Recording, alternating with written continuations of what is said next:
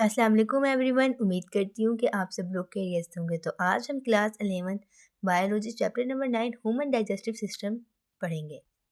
तो इस चैप्टर में हम डिस्कस करने वाले हैं कि जो हमारी खुराक है उसको हम डाइजेस्ट कैसे करते हैं, हमारी बॉडी डाइजेशन का प्रोसेस कैसे करती है। डाइजेशन के प्रोसेस में कौन कौन से ऑर्गन्स क्या हेल्प करते हैं, क्या फंक्शन परफॉर्म करते हैं, तो आज हम वो डिस्कस करेंगे। ये बहुत ही ज़्यादा आसान चैप्टर है क्योंकि हम इस सब के बारे में जानते हैं कि हमारी खुराक क्या-क्या करती है, मतलब हमारे ऑर्गन्स खुराक को डाइजेस्ट कैसे करते हैं। तो बिना वक़्त ज़ाया किए स्टार्ट करते हैं अपना लेक्चर। हमारे चैप्टर का नाम है ह्यूमन डाइजेस्टिव सिस्टम। अब डाइजेस्टिव सिस्टम हमारे पास एक ऐसा सिस्टम होता है जिसके अंदर डाइजेशन हो रही हो। अब डाइजेशन किसके अंदर होती है? ज़ाहिरी तौर पर ह्यूमन के अंदर होती है। तो इसलिए इसको हम ह्यूमन डाइजेस्टिव सिस्टम कहते हैं, यानी कि ऐसा सिस्टम ऐसा सिस्टम जिसके अंदर डाइजेशन हो रही हो ह्यूमन के अंदर, उस सिस्टम को हम ह्यूमन डाइजेस्टिव सिस्टम कहते हैं। तो आप लोगों को पता होना चाहिए कि हम डाइजेशन आखिर होती क्या है। अब उर्दू में तो हम आम तौर पे कह देते हैं खुराक का हाजमा।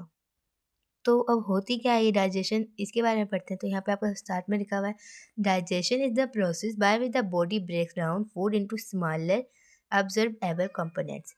यानी कि डाइजेशन का अमल या प्रोसेस हमारे पास एक ऐसा अमल है जिसके अंदर बॉडी क्या करती है, फूड को तोड़ देती है छोटे छोटे हिस्सों में, और क्या करती है, उसे काबिल बनाती है एब्जॉर्ब होने के, यानी कि उसे एब्जॉर्बेबल कंपोनेंट्स बना देती है। यानी एक ऐसा अमल जिसके अंदर खुराक को तोड़ा जा रहा हो छोटे-छोटे हिस्सों में और ऑब्जर्वेबल कंपोनेंट्स में। ऐसे प्रोसेस को हम क्या कहते हैं? डाइजेशन कहते हैं। Digestion is crucial for converting food into energy and raw material. अब वो कहता है कि डाइजेशन का जो अमल है ना, वो बहुत ज़्यादा अहम है क्योंकि ये क्या करता है, ये फूड को कन्वर्ट कर देता है एनर्जी में और रॉ मटेरियल में। जो रिक्वायर्ड होती है, मतलब ज़रूरत होती है क्या करने की, ग्रोथ करने के लिए, रिपेयर करने में, मेंटेनेंस ऑफ बॉडी फंक्शन, और हमारे जो बॉडी फंक्शंस हैं उनको मेंटेन करने के लिए। आगे ये सपोर्ट करती है इम्यून सिस्टम को, मतलब क़ुव्वत मुदाफ़ियत निज़ाम को प्रोवाइड्स क्या करती है, उसे प्रोवाइड्स करती है एसेंशियल न्यूट्रिएंट्स, यानी कि अहम न्यूट्रिएंट्स जो उसे ज़रूरत होते हैं, एंड इंश्योर्स ओवरऑल हेल्थ, और हमारी हेल्थ को अच्छा करती है। एफिशिएंट डाइजेशन प्रिवेंट, अब ये जो डाइजेशन ये हमें किससे बचाती है? न्यूट्रिएंट डिफिशिएंसी, मतलब जो हमारे अंदर न्यूट्रिएंट होते हैं उनकी डिफिशिएंसी, उनकी कमी होने से बचाती है। Supports metabolism and maintains energy level, और क्या करती है? एनर्जी लेवल को मेंटेन करती है। Making it vital for sustaining life, और क्या करती है कि ये एक अच्छी ज़िंदगी के लिए इसको अहम बनाती है।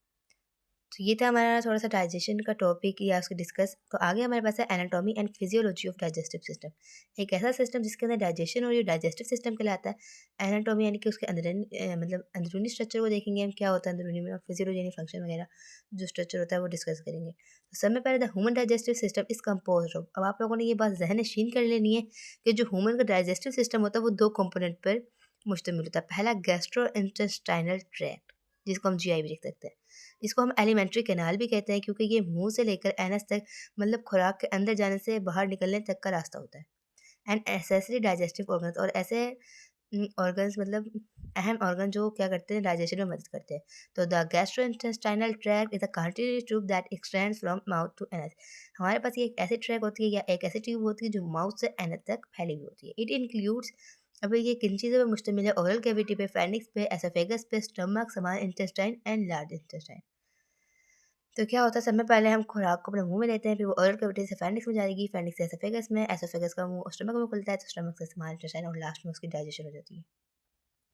तो the accessory digestive organs include, अब एसेसरी डाइजेस्टिव ऑर्गन्स किन पे मुश्तमिल है? साल्विजी ग्लैंड, यानी कि सालिवा, मतलब वो ग्लैंड जो सालिवा खारिज करते हैं, मतलब थूक जो हमारा होता है, अक्सर आपने देखा मुँह में आ जाता है। तो liver, gall bladder and pancreas, ये हमारे पास एसेसरी डाइजेस्टिव ऑर्गन्स हैं। तो आगे हम इसकी डायग्राम देखेंगे। जैसा कि आप लोग स्ट्रक्चर में देख सकते हैं कि हमारे पास मुंह के अंदर क्या होता है, सालिवरी ग्लैंड्स होते हैं जो सालिवा को खारिज करते हैं। तो टंग, पैनिक्स, एसोफेगस जो कहाँ जाके ओपन होती है, स्टमक में जाके ओपन होती है। पैनक्रियास, ड्यूडेनियम, जिजोनियम, इलियम, अब ये तीनों हमारे पास स्मॉल इंटेस्टाइन का हिस्सा होते हैं। तो ये जब हम स्मॉल इंटेस्टाइन के टॉपिक पे पहुँचेंगे तो इसे वहीं पे डिस्कस कर लिया जाएगा। यहाँ पे हमारे पास liver, gall bladder, pancreatic duct, common bile duct, transverse colon, ascending colon, descending colon, ये हमारे पास कोलन का हिस्सा होते हैं। Caecum, appendix, rectum, anus. तो ये था हमारा आज का टॉपिक। उम्मीद करती हूँ कि आप लोगों को समझ में आ गया होगा। इंशाल्लाह फिर मिलेंगे नेक्स्ट टॉपिक के साथ।